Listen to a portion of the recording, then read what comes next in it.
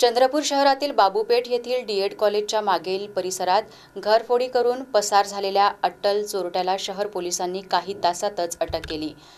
चोरट्यांकडून चोरीस गेलेले सोन्याचे दागिने असा 42,000 रुपयांचा मुद्देमाल जप्त करण्यात आला आहे। आशिष उर्फ जल्लाद अक्रम शेख असे अटकेतील आरोपीचे नाव असून दिनांक 22 डिसेंबर रोजी बाबूपेठ येथील डीएड कॉलेजच्या मागे राहणारे गौतम जीवने हे पहाटे 5 वाजताच्या दरम्यान बाहेर फिरण्यासाठी गेले होते। घरी कोणी नसल्याची संधी साधत आरोपी आशिष उर्फ जल्लाद अक्रम शेख याने दरवाजाचे कुलूप तोडत घरात प्रवेश केला। घरातील कपाट फोडून कपाटात असलेले सोन्याचे दागिने चोरून नेले होते। गौतम जीवने हे घरी परत आल्यानंतर घरातील सामान अस्ताव्यस्त अवस्थेत आढळले। तसेच कपाटात ठेवलेले दागिने चोरी झाल्याचे समजताच जीवने यांनी शहर पोलिसात तक्रार दाखल केली।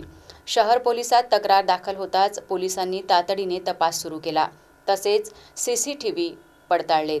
गुन्ह्याचा तपास करीत असताना मुखबीरच्या माहितीवरून पोलीस रेकॉर्डवरील आरोपी आशिष उर्फ जल्लाद अक्रम शेख याला शहर पोलिसांनी ताब्यात घेतले।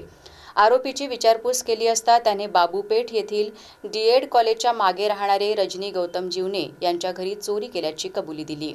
आरोपीकडून 4 ग्रॅम सोन्याचे कानातले टॉप्स, 2 ग्रॅम वजनाचे 6 गहूमणी असा एकूण 42,000चा मुद्देमाल जप्त करण्यात आला आहे।